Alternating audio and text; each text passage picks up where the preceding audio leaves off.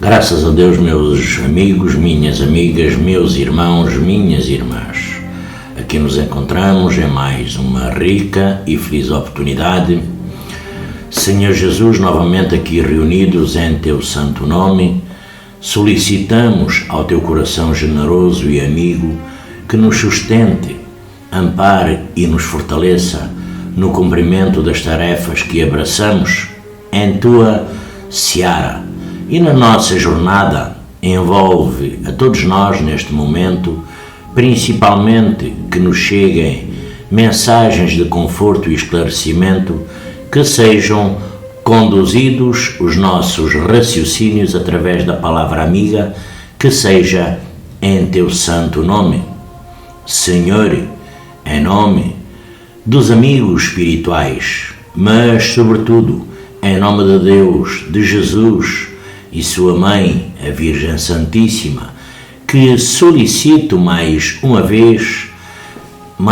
vez da nossa reunião deste dia e confraternização desta noite, que seja na esplendorosa paz, de amor, equilíbrio e serenidade de Jesus, de Maria. Então, que assim seja, graças a Deus, meus irmãos, minhas irmãs, meus amigos, minhas amigas.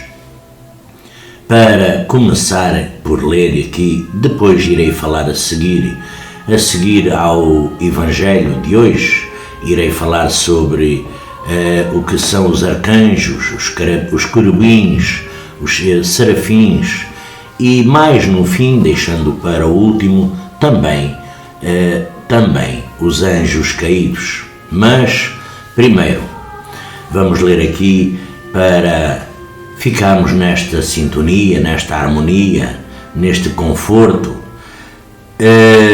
do Evangelho diário do dia de hoje.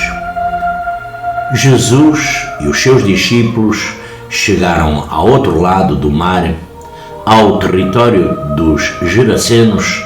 Ao sair Jesus da barca, foi logo ter com ele, saindo dos sepulcros, um homem possesso de um espírito imundo. Tinha o seu domicílio nos sepulcros e já ninguém conseguia segurá-lo com cadeias, tendo sido preso muitas vezes com grilhões e com cadeias. Tinha quebrado as cadeias e despedaçado os grilhões e ninguém o podia dominar. E sempre, dia e noite, andava pelos sepulcros e pelos montes gritando e ferindo-se com pedras. Ao ver de longe Jesus, correu e prostrou-se diante dele e clamou em voz alta: Que tens tu comigo, Jesus, Filho do Altíssimo? Por Deus, eu te conjuro e não me atormentes. Porque Jesus dizia-lhe: Espírito imundo, sai desse homem. Depois perguntou-lhe: Como te chamas? Ele respondeu: O meu nome é Legião, porque somos muitos. E suplicava-lhe insistentemente que não o expulsasse daquela região. Andava ali próximo do monte uma grande vara de porcos a pastar. Os espíritos imundos suplicaram-lhe: Manda-nos para os porcos, para nos metermos neles. Jesus consentiu. Então os espíritos imundos saíram e entraram nos porcos, e a vara, que era cerca de 2.000, precipitou-se por um despenhadeiro do mar, onde se afogaram.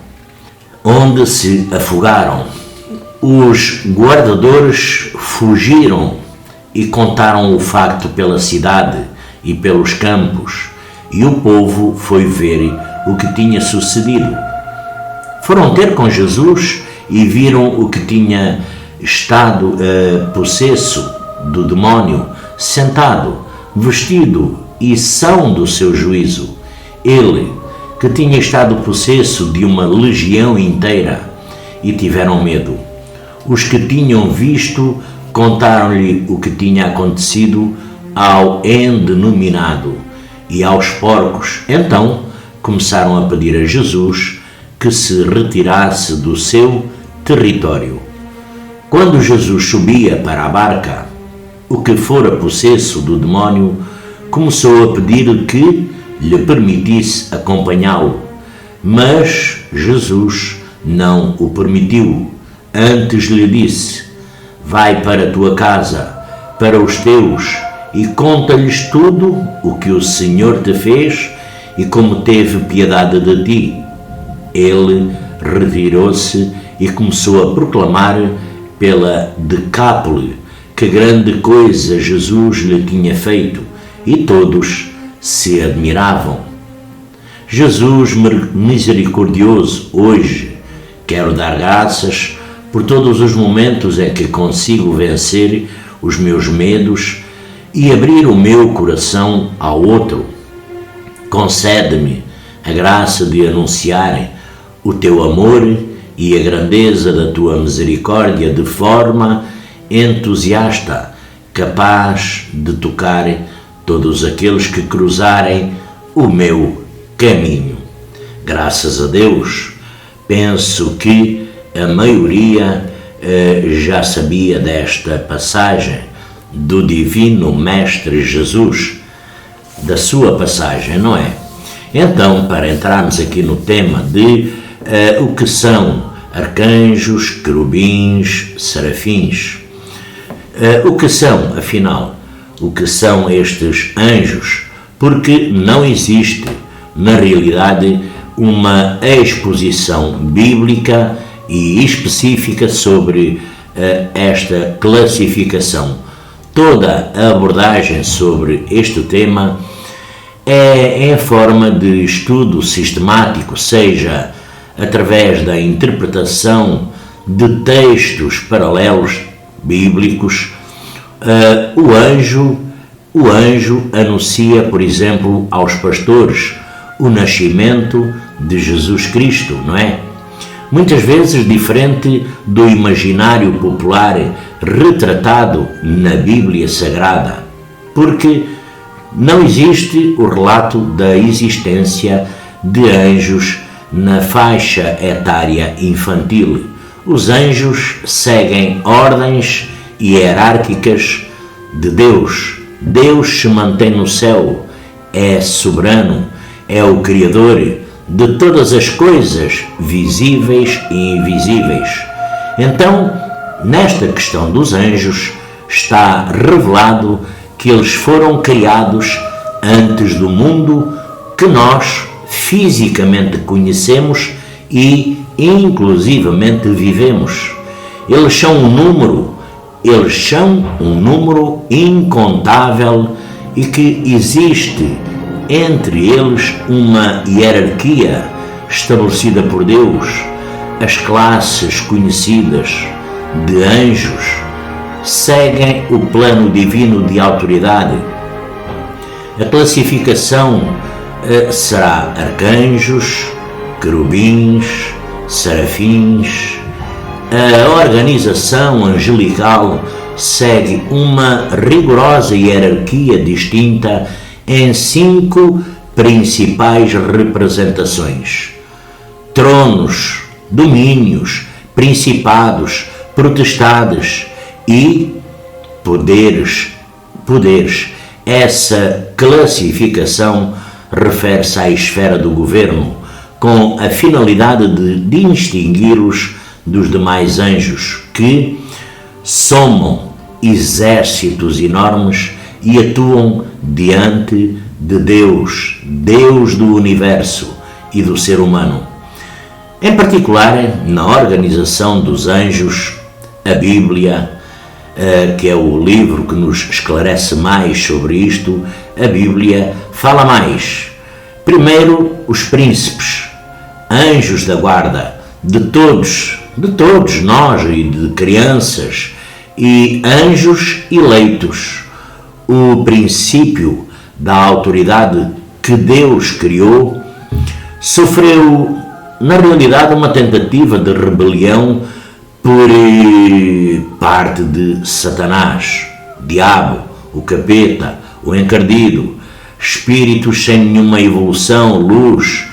Diante do fracasso, o mesmo foi, mas isto deixamos para o fim, o mesmo foi precipitado do céu. Os anjos, Miguel, Gabriel, Rafael. Ora bem, o anjo Rafael não é, na verdade, um anjo criado por Deus, mas o próprio Espírito de Deus em ação de cura. Entre os anjos, apenas 3 são citados nominalmente, que é Gabriel, Miguel e Rafael. O facto de haver a revelação apenas de 3 nomes não dá margem para crer que os outros anjos não tenham os seus protegidos. Os anjos têm intelecto, têm emoções e vontade, ou seja, uma personalidade, um indício de que cada um deles tenham nomes próprios, como Gabriel, que significa poderoso, herói de Deus. Miguel é uma variante de Miqueias, e Micaías, o que significa quem é como Deus. Rafael representa a cura. Não nos é revelado o porquê deste significado, mas ponderamos que seja em oposição às disposições hostis de Satanás, do diabo, do encardido, como dizia o Padre Léo, que tentou inclusivamente ser igual a Deus. Miguel é descrito como o arcanjo, o anjo patrono e guardião do povo de Israel, que lutou contra o diabo. Na Bíblia, Gabriel não tem assim uma grande classificação definida, sendo inclusivamente o anjo da Anunciação, não é? Não temos a informação que ele seja um arcanjo, querubim ou serafim, porque foi portador de mensagens muito especiais ao longo de milénios, como a Anunciação a Maria, como vindo ao sonho a José para fugir da matança. Porém, no livro de Tobias, que é um apócrifo, não é? Ele está arrolado como um dos 7 arcanjos que estão na presença de Deus. O que são, afinal, arcanjos? Trata-se de uma categoria de anjos que exercem função superior em relação aos demais, aos restantes. A expressão designa algum poder altíssimo. Em todo o Novo Testamento, ele aparece apenas em Judas. Existe uma corrente de estudiosos da Bíblia que alegam haver apenas um arcanjo, que é, por exemplo, Miguel, mas, embora ocorra apenas uma citação bíblica, não é? O contexto das Escrituras dá a entender que existem outros.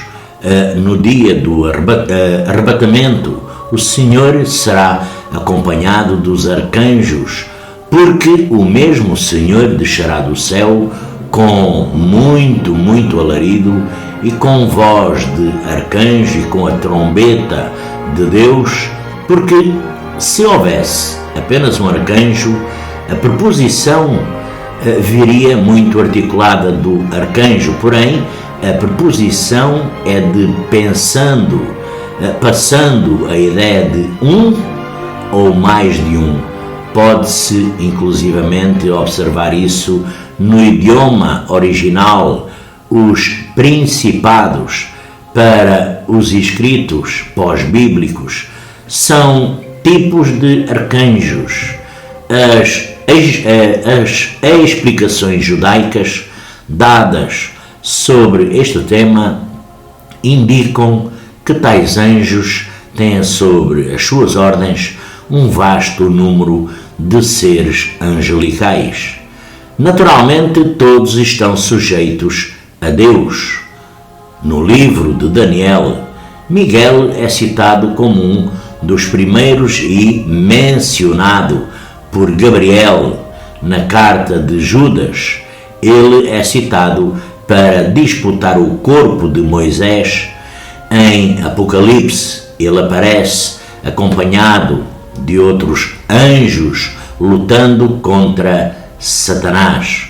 O livro de Enoque, o apócrifo, dá o nome de 7 arcanjos que, seguindo a sua ordem cronológica, será de Uriel, Rafael, Raquel, Saracael, Miguel, Gabriel e Remiel. Segundo é dito ali, não é? A cada um deles, Deus entregou uma província sobre o qual reina. Os livros apócrifos não são considerados inspirados pelo Espírito Santo, mas, afinal, o nosso tema do dia de hoje, o que são querubins? O vocabulário querubins ou querubim ou querubins, acha-se pela primeira vez em Gênesis. Tem raiz no verbo querube, que significa guardar, cobrir, proteger, e também celestial.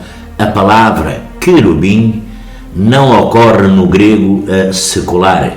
É uma transliteração do hebraico ou aramaico, e daí a variedade de terminação no plural. Eles representam a classe dos adoradores, tanto pela função quanto pela aparência de animais. São associados unicamente ao trono de Deus e mencionados tanto no Antigo Testamento quanto no Novo Testamento. Cogita-se que o Criador honre a criação animal por intermédio deles. No Salmo número 18, por exemplo, Davi escreveu em seu cântico que, angustiado, clamou ao Senhor e ele desceu cavalgando sobre um querubim e voou. Deslizando sobre as asas do vento, os querubins constituem uma ordem muito elevada entre os anjos. Eles exercem a função de guardiões. Quando o homem pecou, Deus, fechou o jardim de Éden e, para protegê-lo, pôs um querubim e uma espada flamejante ao oriente e ocidente. Está inclusivamente em Gênesis, sem nenhuma conotação com a idolatria. Deus ordenou que se pusessem na tampa, por exemplo, da Arca da Aliança,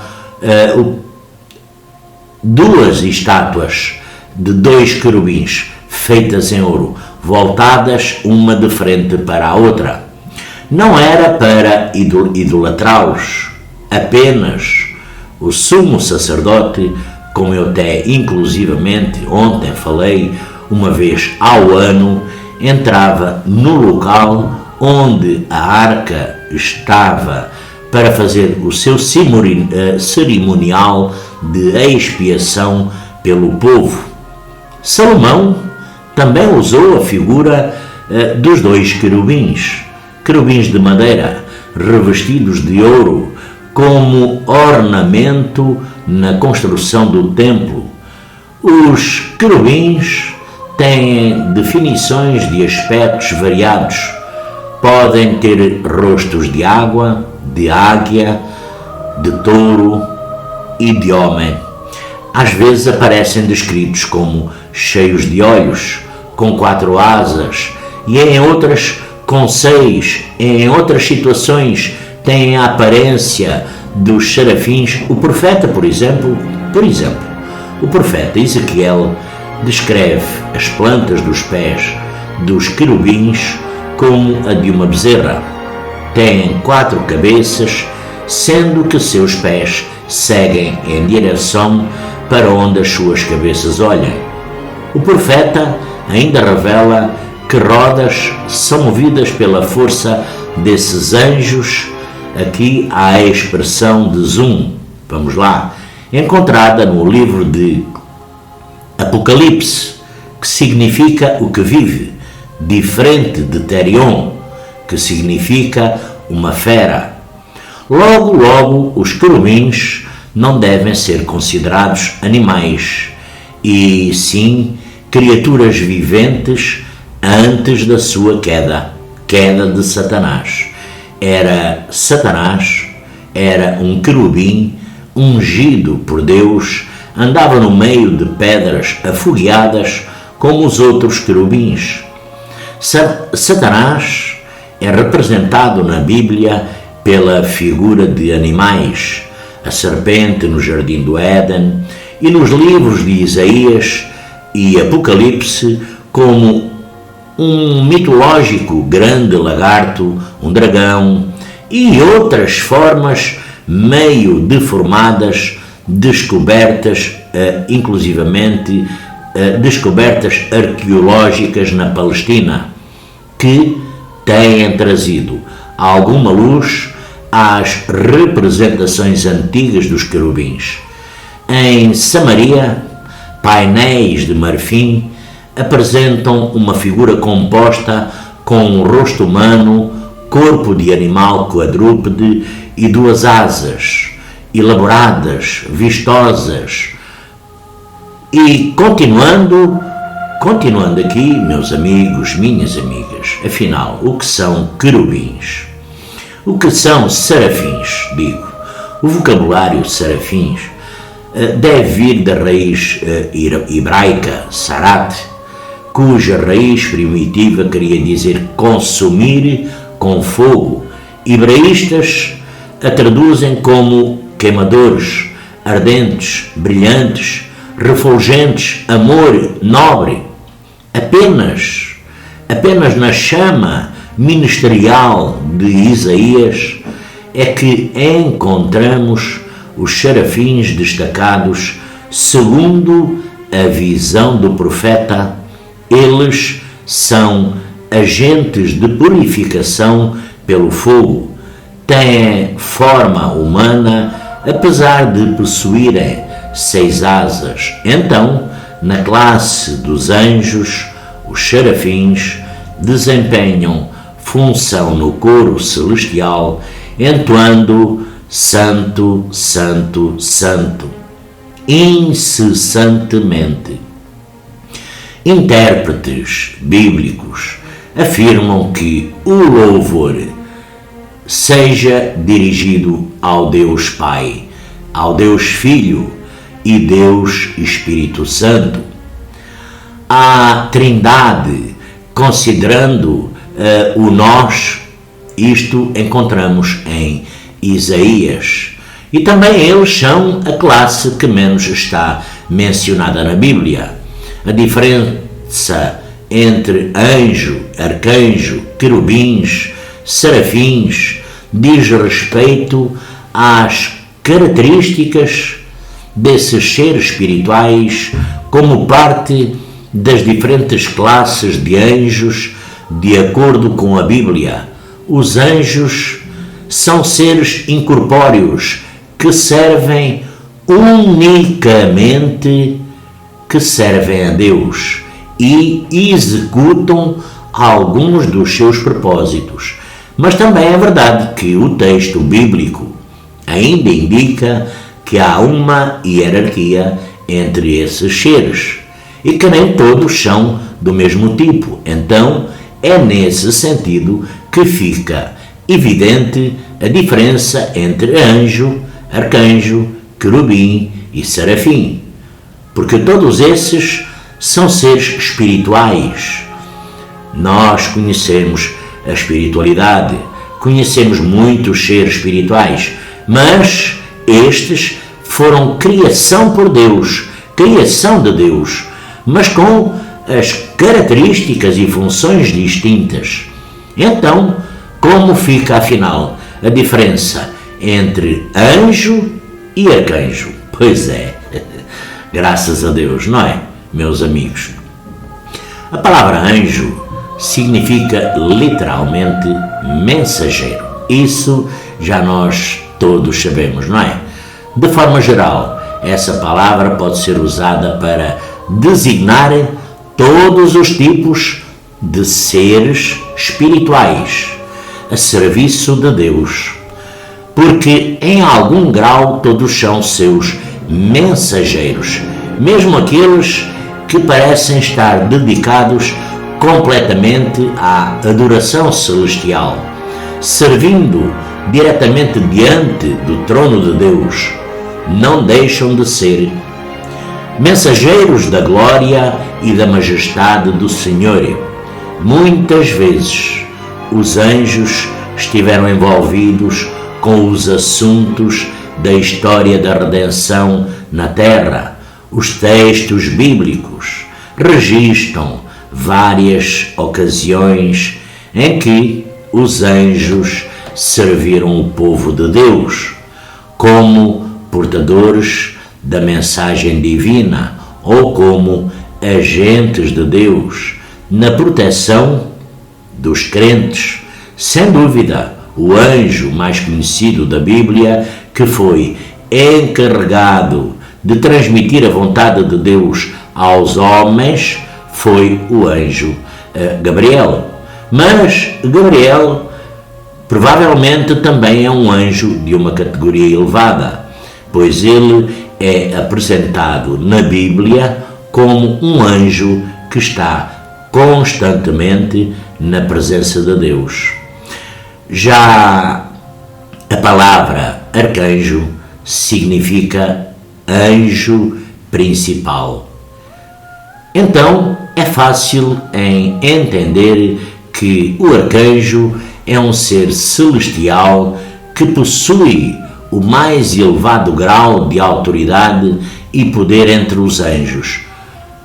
A Bíblia nunca menciona a palavra arcanjo no plural e apenas dá o nome a um arcanjo, por exemplo, Miguel. Por isso, muitos estudiosos defendem que Miguel é o único arcanjo que existe para a batalha. Embora a Bíblia não seja conclusiva sobre isso, que seja Miguel o único arcanjo a desempenhar essas funções ou não, é correto entender que, por mais que um arcanjo seja poderoso e influente, o seu poder e autoridade só provém de Deus. O arcanjo Miguel é descrito na Bíblia, inclusive, como o ser que lidera o exército dos anjos de Deus e também como o protetor do povo de Deus. Mas ele sempre age sobre a soberania de Deus. Logo aqui a diferença entre querubim e serafim, a categoria mais geral dos anjos, frequentemente é relacionada na Bíblia ao serviço que tem a ver com o desenvolvimento da obra de Deus e o cumprimento do seu propósito neste mundo. Até mesmo Miguel, como líder dos anjos do Senhor, é citado no texto bíblico dessa forma. Já os querubins e os serafins também pertencem à ordem dos anjos, mas, por outro lado, os querubins e os serafins parecem estar mais relacionados à adoração a Deus e ao zelo pela glória divina. Isso explica porque a maioria dos estudiosos acredita que ambas as classes de anjos são muito próximas à luz dos textos bíblicos, que parece que os querubins possuem inclusivamente uma função protetora mais específica que talvez não seja desempenhada pelos serafins. Os querubins, por exemplo, foram colocados por Deus para guardarem o caminho para a árvore da vida. Depois do pecado do homem, na sequência da história bíblica, não é? Os querubins também aparecem relacionados à defesa da santidade e da glória de Deus, inclusive, como eu já referi, na tampa, como eu já falei mais atrás, na tampa da Arca da Aliança, não é? Havia a figura de 2 querubins. Já os serafins parecem estar sempre envolvidos com o serviço ao redor do trono de Deus. Eles são mencionados de forma direta, apenas pelo profeta Isaías, como seres que proclamam de modo incansável a santidade e a majestade de Deus.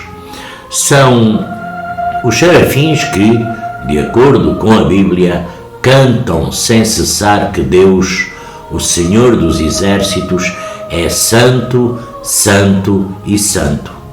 Os querubins e os serafins ainda são descritos na Bíblia com detalhes bem peculiares. Por exemplo, em Ezequiel, Isaías, é dito, por exemplo, que os querubins possuem 4 asas, enquanto os serafins possuem 6 asas. Sobre isso, os estudiosos discutem se esses detalhes das aparências dos querubins e dos serafins devem ser interpretados de forma literal ou simbólica.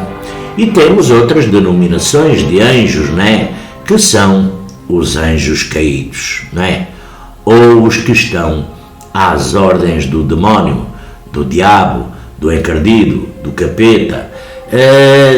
Desse modo, a sua, meus amigos, minhas amigas, a sua natureza e classificação dos demónios, a sua natureza, eles são superiores na realidade aos homens, assim como os anjos, não é? Eleitos. Os caídos, os anjos caídos, apresentam superioridade em relação ao homem e suas capacidades. Neste exemplo, destaco apenas a força física, quebrar cadeias.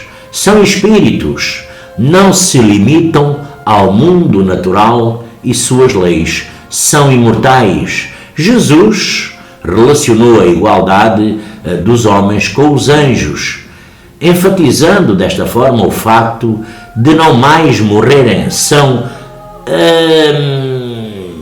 assexuados, ou seja, sem sexo, não se reproduzem, não têm capacidade de gerar, são inumeráveis, é verdade. Os únicos números fornecidos pela Bíblia que revelam qual seja a quantidade em si, que não sabem, não é? Mas comparam-os com os anjos eleitos, dando-nos uma grandiosa informação importantíssima. Se 1/3 dos anjos seguiu Satanás e 2/3 ficaram, então significa que para cada 2 anjos eleitos há apenas um anjo caído, ou seja, os anjos caídos são exatamente a metade. Os números bíblicos sempre falam de grandes quantidades, não é? Milhares de milhares e milhões. Milhares de milhares e milhões de milhões. Possuem personalidade que é composta de algumas características básicas, não é? Vontade, poder de escolha, decisão, emoção, sentimentos, razão e intelecto. Pensamentos, planos, estas são as características que distinguem as pessoas, concedendo-lhes a individualidade, e os demónios as possuem. Por exemplo, o que se passou com Jesus quando retirou aqueles espíritos de um só homem, a vontade. Os demónios escolheram ir para a manada de porcos, ao saírem do Gadareno, não é? E decidem voltar. Eles decidem voltar para os corpos de onde saíram. A emoção, os demónios manifestam medo diante de Deus. Razão, os demónios possuem o conhecimento acerca de Cristo e do seu futuro, planejam. Doutrinas estabelecem diálogos e conhecem alguns crentes até pelo seu nome. É a sua classificação. Então, desta forma, não me alongando muito nesta condição de espíritos, porque isto, enfim, desta forma, a sua classificação, percebemos haver entre os demónios uma certa hierarquia, principados, nações, potestades ou poderes e autoridades, príncipes em categoria inferior, talvez regiões, hostes espirituais da maldade, provavelmente os responsáveis por levar as pessoas, a cada uma de vós, a levar ao pecado, à destruição, porque eles e espíritos estão num nível da influência direta. Também encontramos algumas classificações por atividades. Pois é, espírito de enfermidade, espírito de adivinhação, espírito de mentira, espírito de medo, espírito de erro, espírito de julgamento, espírito de calúnia, espírito de vaidade e por aí vai. Há tanta condição. Isto, meus amigos, minhas amigas, não significa que estão fazendo as suas obras sobre o comando divino. Não. E sim, prosseguem e possuem o seu livre-arbítrio. Mas também têm os seus limites. E qual é o seu destino final? Porque vai haver uma altura, o seu destino final é o julgamento estabelecido e, por fim, julgamento de Deus e, por fim, o seu tormento eterno, porque tudo tem um pagamento, não é? É a lei de causa e efeito, a lei da semeadura, a lei de ação e reação, enfim, todos nós sabemos que teremos que pagar, nós fisicamente, pagar por as nossas ações. E esses espíritos têm todo o conhecimento. Claro, eles vão assediar as mais variadas formas de pessoas, nas mais variadas questões, religiões, doutrinas, sem doutrina, aqui não importa, enfim. Mas o que é que nós teremos que fazer? É estar, como disse Jesus, orai e vigiai. Então, meus amigos, minhas amigas, meus irmãos, minhas irmãs, então, desta forma, as virtudes e as boas ações são contagiantes, porque se vivemos num espaço onde todos são virtuosos, não será com certeza difícil desenvolvermos as nossas virtudes, não é? Porém, quando estamos rodeados de pessoas sem escrúpulos, egoístas, com mau caráter, certamente seremos sempre influenciados por elas. Então, o que é que nós teremos que fazer? Escolher bem as nossas companhias. Se queremos viver bem, com qualidade, precisamos de criar um ambiente saudável. Ajudemos as pessoas ao nosso redor a serem virtuosas e isso ajudar-nos a vivermos muito, muito melhor. Meus amigos, minhas amigas, meus irmãos, minhas irmãs, que Jesus divino e amado Mestre nos abençoe, ilumine, guarde e proteja, desejando a todos vós um lindo dia e uma excelente semana. Que Jesus nos abençoe. Graças a Deus.